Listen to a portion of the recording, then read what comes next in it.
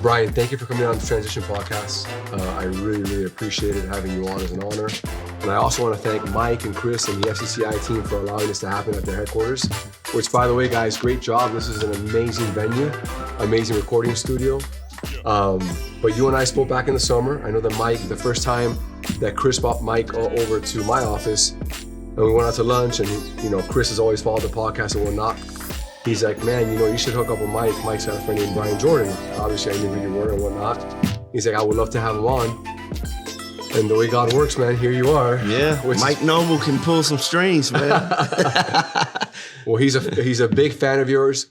And one of the things that he really exuded was the amount of respect he has for you. Yeah.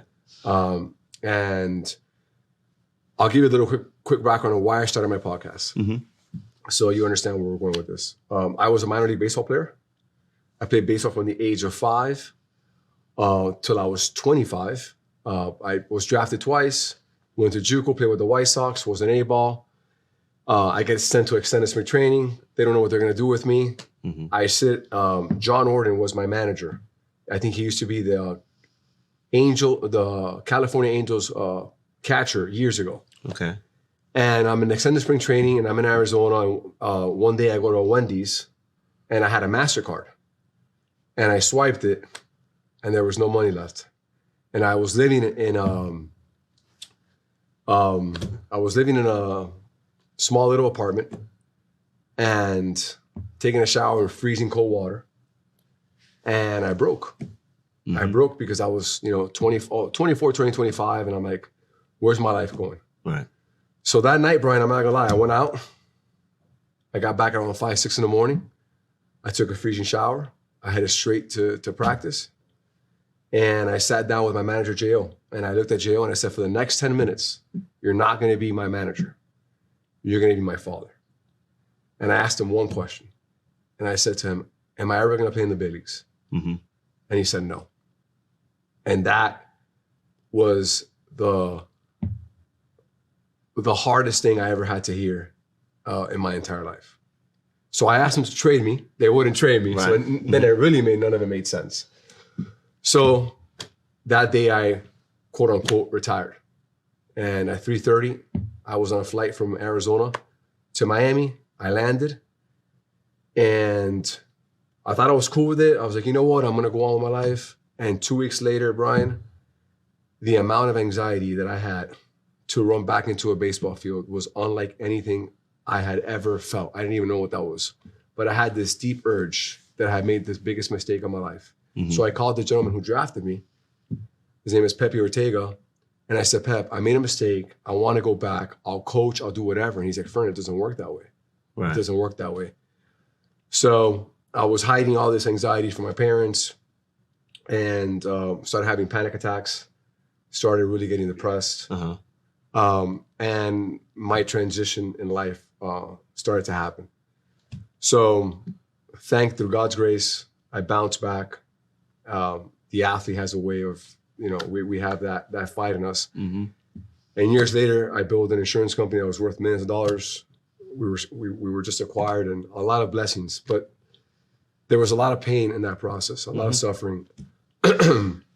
So I have a heart for guys that are athletes because we're fighters. We have this perseverance. We want to play, we want to compete. But the biggest concern, what I missed was it became my identity. Right. It became my identity. And I wanted to, as I started to read up on certain things and I went to a psychologist and I started getting help and whatnot, I realized I thought I was alone, right? I thought this was only happening to me. And I realized this is happening all over the place. Right. But I realized that the game and sports have prepared me for the game of life. And I did not need to reinvent myself. I thought I needed to reinvent myself. So anyhow, I want to hear a little bit about your story. Right.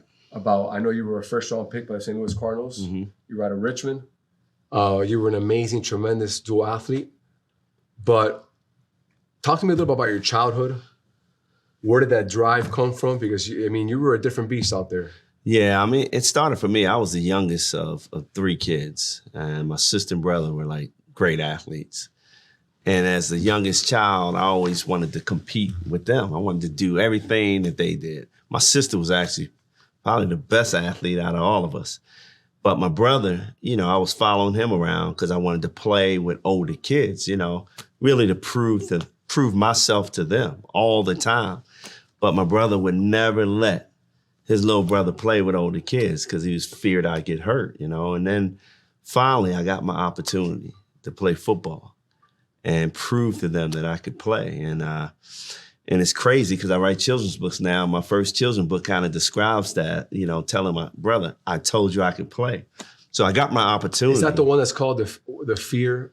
No, I told you I could play as my first book. Oh, okay. And that's what that's all about, because I finally got my chance to play football against older boys, and I scored a touchdown.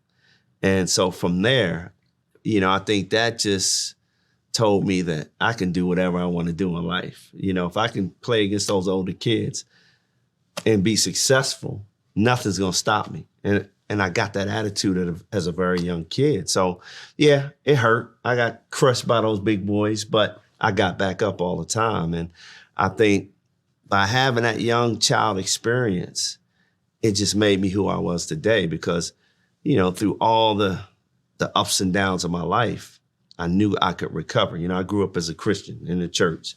So, always God had my back. My mom made sure I went to church every Sunday. And I think that had a lot to do with it too, And I see that in you because I see that you carry yourself in a very confident and you exude peace. Mm-hmm. And I feel like the best athletes in the world always have something different. And, it's funny, there's a lot of guys that weigh 205 and are 6'1" and can move and run a 4.4, but there's something missing up here. Right. And for you, it seems like it happened with one touchdown as a kid. And it sound as simple as that sound, that thought process, that one thought said, hey, I built that seed of confidence in you. Right. And it also starts with your parents too. And I was blessed and fortunate to have 2 parents in the household. And that's so important, and my mom was an educator. So not only did I love sports, my dad was probably a phenomenal athlete, according to my grandfather. And I was competing against my dad also, even from a little kid, because my grandfather would always tell me how great my dad was, how he could have played in the NFL, could have played Major League Baseball, but he went into the Army instead. And I always wanted to prove to my grandfather that I was better than my dad. And this is one incident, which is hilarious. I scored 6 touchdowns and ran for over 250 yards one game. And I didn't even want to go to McDonald's after the game. I wanted to go straight to my grandfather's house and brag, stick my chest out and say, I'm better than my dad. And I remember my dad said, okay, let's go see your grandfather. And I went over, and my grandfather, he was old, bending over the chair. He looks up, see my big smile, and he was like, oh, you must have did something good today. And I said, pop, I scored 6 touchdowns and ran for 250 yards. I'm like, chest out. And he looked at me and he said, well, your dad would have probably scored 7 touchdowns and ran for 300 yards. And as a kid, I was deflated, and I didn't understand at that time what he was really trying to do.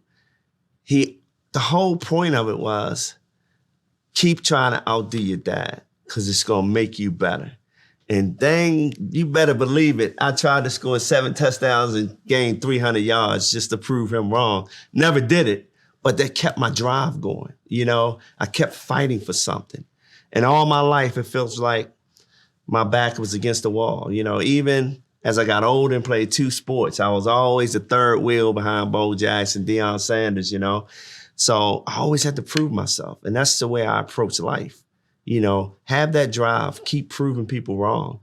When you doubt me, that's when I'm gonna rise to the occasion. And I love it. I was having a conversation with Mike and those guys earlier, those Met fans, when they yell at me and scream at me, the Cub fans, it gives me that drive to prove them wrong and to beat them. to win. And I accomplished that attitude, man. And another big thing was my mom made sure that I was going to be prepared for my transition by getting my education. She stressed, I don't care what you do, you're going to graduate from college. I was drafted. I could have probably been drafted out of high school in very high round. But my mom just kept messing it up for me, telling those scouts, he's going to college, and next thing you know, they saying, well, okay, but they still drafted. I got drafted by the Cleveland Indians, and they ended up offering me like first, second round money. Wow. And my mom was just like, no, he's going to college. So all those cars I was dreaming about coming out of high school just had to wait, and it was probably the best decision ever, and went to college. Seems like it worked out. It worked out. My dream college was University of Maryland. I had a full ride my junior year, and I'm like, this is it. And when I was ready to sign the dotted line, Bobby Ross looked at me and said I couldn't play baseball my freshman year. And, imagine coming out of high school, senior, it's one of the biggest decisions of your life you got to make. And I looked back at my parents and I said, I can't go here. And I decided to go to the University of Richmond, Division I AA. Yeah. Would allow me to play baseball, football, whatever I wanted to do, and it worked out great because of smaller classroom size. I knew I would, be missed in the classroom, so I had to go to class, had to do my work, and I made graduating a priority. Even though I got drafted my junior year, first round by the Cardinals, I knew I had to go back and graduate first and give myself a chance in the NFL too, which is my redshirt junior year. And, I broke my leg, dislocated my ankle in the Senior Bowl after being told that I was going to probably be the first or second safety taken in the draft, So another setback, another test in my eyes from the man upstairs. And I remember as a kid, I hated going to church, and we had to learn one Bible verse. And man, that was like pulling teeth. And so I went home and told my mom, I said, Mom, what's the shortest Bible verse in the Bible? She said, Jesus wept. I was like, perfect. And she looked at me and said, why? How moms are, why? And I'm like, well, we got to learn a verse in Sunday school. She said, well, you're going to find me another verse than just 2 words. And so Philippians 4:13, you can do all things through Christ who strengthens you. I was like, that's the verse. And that verse right there got me through every setback in my life. I would always bounce back to that. And I remember coming out of surgery with screws and plates put in, and my mom recited that verse to me. And all those NFL doctors who told me I wasn't going to play in the NFL because the injury was too severe, that's when I knew I was going to prove them wrong. And bam, Buffalo drafted me anyway. Thought I made the team. I was a 46-man on a 45-man roster. And they wanted to keep me in Buffalo, and I said, hey, release me. If I don't get picked up, I'll come back. And that's when I played with my teammate Deion Sanders in Atlanta. That's great. So 3 years, alternate in the Pro Bowl, made the All-Star team in 99, 15 years later, Major League Baseball, just made some good choices. That's amazing. Mm-hmm. But and you said a key word, and that'll lead to your foundation, which is another thing I want to talk about. Mm-hmm. It is no coincidence that you had a healthy family, right? Mm-hmm. That led to your success. Because I see kids nowadays, and I saw it the other days in your foundation when we were there on Sunday. There's an issue in America. There's no dads, man. Yeah. Yep. And we keep blaming, we keep trying to figure out what's going on in the world, and the answer is simple. Daddy's not home. Right. And when dad's not home, there's nobody to follow. There's nobody to shoot for. There's nobody that you're trying to get better than. Mm-hmm. And kids nowadays are missing that. And I see it. I mean, it's why we have the violence we have today, right? Kids are out in the streets late at night trying to survive, not knowing any better, making horrible mistakes. Kids that are talented. Kids that have the same blessings, the same physicality you had, maybe even better. Right. And unfortunately, their life is cut short because dad's not at home. Right. Or they go do drugs because dad's not at home. And then mom, giving you the unconditional love and saying, and creating that balance. So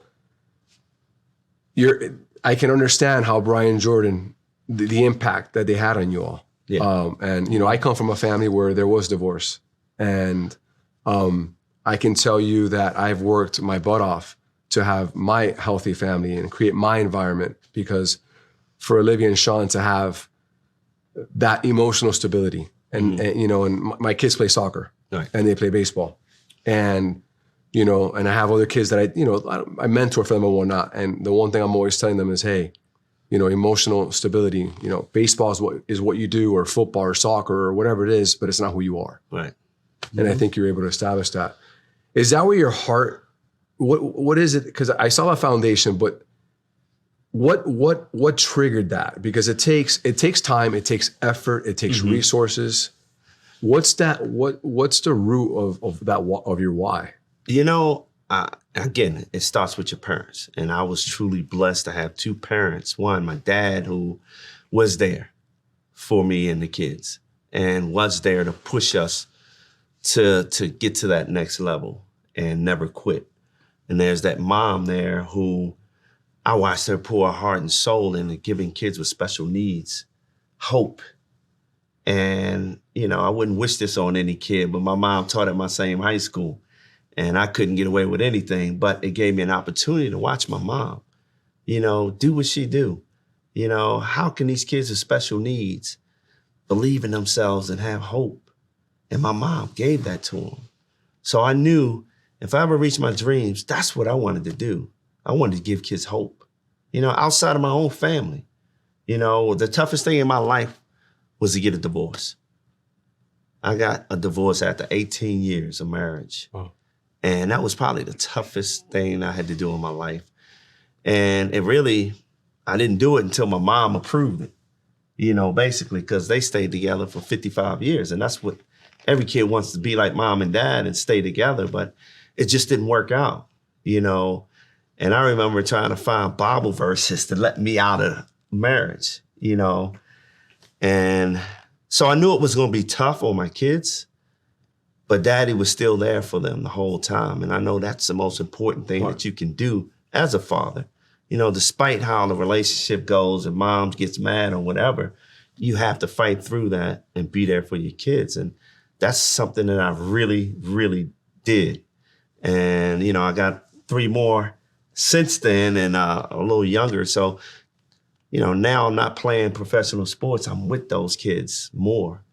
And to push them and give them that drive is important to me. But beyond that, I'm writing children's books, which is a part of my foundation, to mentor these kids that we're giving scholarships to, the same kids that you're talking about from single parent homes that don't have a father there. I'm bringing men around them and helping them strive to be the best that they can be and give them hope that they probably didn't have. And that's important to me. And I think it all starts being a kid, though, and I always tell everybody, how am I writing children's books? Here I was that kid who, had no confidence in reading. And I said, it has to be a gift from God, because I can't just write. It comes to me. And when it comes to me, I got to write it. And that's how I've written my 4 children's books already, just finishing up on 5th children's book. It's periods of time where I won't write, but all of a sudden I wake up in the morning and God put it on my head and I write it out. And just write a story. And just write the story out, So, that's my heart, because I grew up around it and I got to see my mom do it. My dad, taking all kids from off the street and teach them the game and push them up to education, because my dad was a steel worker and he was like, y'all not working in the steel mill. You're going to get your education and do something better, So I had that, and I'm one of the fortunate kids to have that, when my parents stayed together and they pushed me to be the best, which is rare, especially in today's world, because divorce is just so easy now. Nobody's willing to stay together and fight it out. And even those, like I just came back from a men's camp and I met a lot of men who unfortunately have their marriages didn't work out, but they're fighting for their kids. And they're there. Yeah. And they're not running. Mm-hmm. Right? Right. They're not running from their kids. And as you said the key word, you're surrounding these kids with men that are going to drive them, because I feel like that's what men are supposed to do. We're supposed to drive our children. We're supposed to we're the ones that give them the love and the tough love. We say yes and we say no. And when kids don't see that, I think a part of them feels maybe a little bit unwanted and subconsciously without even realizing that. And you see it in youth sports, and you see kids that like I coach kids now, and I can see a kid I just know when he's going through something because I've been there. You know, and when you write these children's books, right? You said you had an issue with you weren't the most confident reader, right? No, I wasn't. So you said something on Sunday, and then I heard it again. You said, and this statistic really, when I was there, I looked at Mike and I was like, this is incredible. This is crazy. Children that don't read by the age of 3, that's how we kind of anticipate what our prisons are going to look like. Right, exactly. They're building jail cells based on 3rd grade reading. That's crazy. So they're spending more money in building these jails, just preparing themselves because these kids can't read. And it's crazy. I hope you listeners understand that if your children, we have people who literally are looking at data saying, hey, if these kids aren't reading by 3, the probability is that they're going to end up making terrible mistakes that unfortunately are going to lead them to be in jail. Prison. Right. Yep. And you got all these investors out here invested in jails because of that. And it's a shame. You know, that's why I feel like I have to do whatever I can do to change that narrative for a lot of these kids. And as I go into obligation. It almost feels like an obligation. Like I felt obligated. Like I told my wife, babe, you're not going to believe this. Like 3% of the kids, how are the kids reading? I mean, you know, like and my kids are reading, but I'm just saying like, it hit me because I would have never in my wildest imagination thought that you were going to say that. Yeah. You know? Like my own child, my 10-year-old now was dyslexic. And if it wasn't for me and mom reading to him and figuring little things out, we would have never known. So imagine those kids who have a single mom working 3 jobs and they're just sitting at home, you know, with dyslexia. And nobody to identify. Now they go to school and now they're angry and mad and they get labeled as a bad kid instead of recognizing that this kid needs help. You know, this is the fun part for me when I go to these schools and I'm working with these kids. And I tell principals, if you think you got a bad kid, let me talk to him and let me see him. Because I want to enlighten him and help him any way that I can. And when I talk to all the teachers, you know, I've talked to teacher conferences and these young new teachers coming in and I get these questions. And I said, look, you got to be a teacher, a counselor, a mom, a dad. I said, don't just think every kid is a bad kid. Because that kid that comes with dirty clothes to class, why don't you buy him a pair of clothes when he gets there? So now he's more confident. And now he's not acting out because he knows his situation. You know, so identify and help. You know, you will change a kid's life. They will trust you. And that's when you get them reading and getting them to believe in themselves. And it's tough to do because, you know, it's hard to find teachers that can pour their heart and soul into those kids. And with the way the system is nowadays, like what can you and cannot do, right? Without getting yourself in some sort of legal trouble. Exactly. So, I mean, these kids need help. They're reaching out. And when I go into these schools and when I can sit there and say, how many of you kids are like me, no confidence in reading? And I see all these hands go up. I'm like, no way I'm going to raise my hand, you know, when I was that age, because I don't want nobody knowing I can't read. But to know that and see that, I got them, you know, I got them. And to see the results and when I do these counties and all their schools, I mean, AR testing scores are going up. You know, kids are reading more. I mean, to me, that's so important. That means I'm making a change. It may be little, but I'm making a change. Well, little Cedar's doing things. I mean, I thought the one girl who spoke was amazing. The one who she went to UGA. Yes. Ran track. Yeah. And now she's working for one of my sponsors. One of your sponsors. That's right. I mean, it was amazing. You know, that teared me up a little bit, man, because you know she walked up there, she owned the room where she was talking, and it's not easy to be a public speaker. Yeah. I mean, it takes courage and not getting nervous. And she walked up there like she owned the place. She was so confident. So confident, man. And I walked by her, I congratulated her, and And that's just one. Right. And then the next one who's going to be a doctor. I mean, she's going to be a doctor. I'm like, what? You know, and she was a kid that when we interviewed, I mean, she was just raw. You know, I didn't see what I saw the end result being. You didn't see it? I didn't see it. But once she got into college, once she got the mentoring, and one of my board members just kind of took her under the wings. And the way she excelled is just amazing to me, man.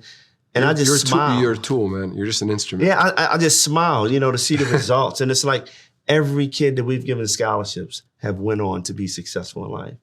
And to me, you know, I'm not going to count the percentages, but I would say we're 99% success rate in picking scholarships. And to sit down and interview a lot of these kids, man, living homeless with their mom in cars and be resilient, still make 4.0s, helping raise their siblings. I mean, it's just amazing, man. It breaks my heart when I'm doing those interviews. I mean, I cry. I walk out the room and cry sometimes because to see how resilient these kids are who have nothing, you know, but they had hope. You know, they did have that positive mom role model who was working and doing the best that she can do. And man, and you're sitting there, for me, I'm sitting there like, and I'll ask the question, well, where's Dad? Well, he's not involved. And it breaks my heart, you know.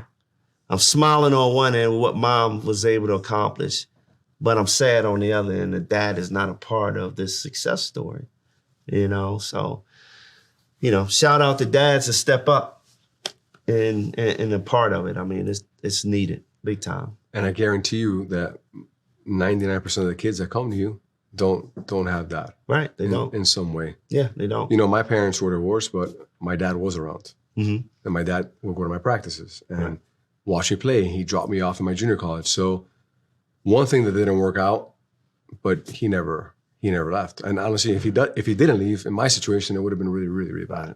And that was a good thing, a part of my divorce. Mom and I still got along to where, you know, we was there for our kids. You know, forget about everything else. We're there for our kids. And I think that's the way every marriage that goes wrong should be. It should be about your kids that you need to raise, you know.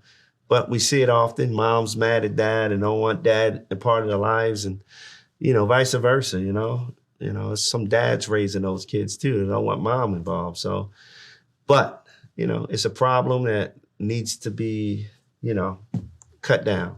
I got another question. How do you feel about youth sports today? Like, what are your thoughts on travel ball for baseball? It has gotten crazy. It has, because Figure you're gonna say now they're talking about 5-year-olds, you know, travel ball leagues, man. And I'm like, are you struggling. kidding me? Like, and sports now is all year long, which bothers me. So I'll give you an example. My son plays soccer and baseball, right? Mm-hmm. And he's passionate about both. He just turned 9, Brian. Okay. So he makes Team Barcelona for soccer. It's a 10-month commitment. Wow. Not only is it a 10-month commitment, they hold a card to my son. So if my son wanted to leave, I would have to go to the director of Barca and respectfully ask them to release my son. Wow. Okay? Uh-huh. But he loves it. So that's not even the concern. The concern is, then where does my son play baseball? Right? He doesn't have time. And then when I go to baseball, right, I'm very blessed to be in a team that's being coached by dads that all play college ball or minor league ball, and we're all working fathers, and we make certain things happen. But that doesn't exist. I mean, they're asking you to play all year long because you have to go to 50 perfect game tournaments. Yeah. You know, it's all a money grab. Yeah, when you look look at it it. is. I mean, because scouts, they're not worried about what you do at perfect game. They want to know what you're going to be doing, you know, later on. So, what are your quick thoughts on that? Well, I love dual sport athletes. Right. I have a 10-year-old right now who's playing football, basketball, and baseball. How? Well, because I picked the leagues to where he can do that. And, you know, right now. Is it rec or is it travel? It's rec. Because I don't want him in travel ball right now, you know, and I'm going to teach him the best I can and take him to the right people to teach him outside of me. But I'm in no hurry for him to play travel ball because of just what you said. And it's a shame that it's that way. But I want him to be able to play multiple sports, And when he get to high school, if he decides to give up 1, 2, and focus on 1, I'm fine with it. And he came to me the other day because he's a good football player, but he loves baseball. Apple doesn't fall far from the tree, right? No, well, baseball wasn't my favorite sport, though, but it looks like it's going to be his. Basketball is my favorite sport. But I decided basketball is my favorite sport, but I picked football and baseball because of reality. I was a 6-foot forward that could jump out of the gym. And I was like, there's no way I'm going to play point guard in the NBA. So I got no chances at all. So that's why I decided on the other ones. But right now, he loves baseball a little more. And he said, Dad, I think I want to play baseball. And I said, son, you're going to play baseball, but you're going to play football and basketball too. And once we get to high school, if one you just take off in and that's what you want to do, that's fine. But you're going to keep your options open and keep building your body up. Because to me, every sport you use different muscles. Correct. And I want you to be the best athlete at the end of the day because that's going to take you to the next level anyway. How do you feel about football?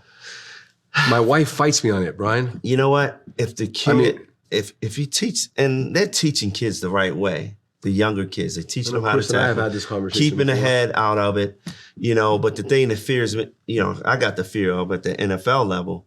Yeah, you're not going helmet to helmet, but you're taking the knees out and you're getting more lower leg injuries in the NFL. So I think kids, if you're teaching them right, they're going to be okay. I don't care what sports you play, concussions are going to happen. Soccer is the worst as far as concussions. And studies have been done. I keep telling parents that. I'm like, okay, you're not going to play football, but you're going to play soccer? And then I tell them, what the ratio of injury concussions are in soccer. And they're like, no way. And I'm like, yes. I said, any sport you kid playing, you got a risk. It's a risk. I suffered a major concussion at the University of Hawaii. I caught a fly ball in left field, amazing catch. I hit a part of the fence that wasn't covered, and I stayed right there. I woke up 5 hours later. Yeah, I'm telling you. I was gone. So any sport, you can get concussions and get injured. So one thing I tell kids, if you want to play a sport, you love it, you like it, play it. And I tell parents, don't keep your kids out. I had my kid playing flag football before I decided for him to go to tackle, which tackle was last year, 9 years old, was his first year playing tackle. I had played flag football all the way up until then. But my 5-year-old, he's already playing tackle. He's a little beast, but, he wanted to play. And I'm not going to hold them back if they love something, And if you see that they're not tackling you right or something like that, you teach them or you come in. Yeah, I'm teaching them, every day. If he does something wrong, but he's 5 and he's just running over kids right now. So I'm not even going to touch it. Keep doing what you're doing. But no, I just think it's important that you keep your options open for kids. Let them do it all, And I'm glad you're saying that because if maybe people have, I have had Raul Ibanez on this. I've had Nick Castellanos. I've had several other athletes, and we've talked about let kids be athletes, especially in Miami where it's just baseball all year long, and it's summer pretty much all year long. But to give the kids a break is important and allow them to become athletes. I think there's a false sense of security in travel ball. They prey on fear. Hey, if your kid's going to stay behind, but us that played, I think, have a little bit of an advantage knowing that it's all just fear-based and it's not real. But you're also playing with the risk of when your kid is playing something year-round, they're going to get burnt out. At some point, they're going to get burnt out. You got to love something else. When I played football, man, I couldn't wait to get on the basketball court. And then same thing, when I'm playing basketball, I can't wait to get back to baseball. So I had that love for all these sports. And you got that drive, Now I'm not burnt out by the time I play basketball, baseball. I can't wait to get back on the football field. So your body has time to heal up in different muscles, but you're using all these muscles too. Again, end of the day, you become a better athlete. I love that. Mm-hmm. So to close this out, where can the people find the children's book? Where can I go find that? Is there a website? Is there Amazon? Yeah, you can go to BrianJordanFoundation.com and you can find all the books and order all the books you want. Can you give money donations there as well? Oh yeah, you check out the website. Okay. You get a chance to see everything that I'm doing. In the schools, my reading challenge, our scholarship students. I mean, everything you want to see is on the website. You can donate at any time. And again, you can purchase anything. That's amazing. The last thing I want to ask you, what would you tell 18-year-old Brian today? Oh, man. Don't get married so soon. Go play some years in the NFL and Major League Baseball before you get married. Okay. If I had it all over again, that's what I'll say. My mom told me, don't rush. I appreciate you being real about that. I'm real. I am real. Well, thank you so much for coming on. It's been an honor. Again, Mike, Chris, FCCI, thank you for allowing us to use your studio. And I appreciate your time, man. My pleasure, baby. So much, Enjoyed it. Thank you.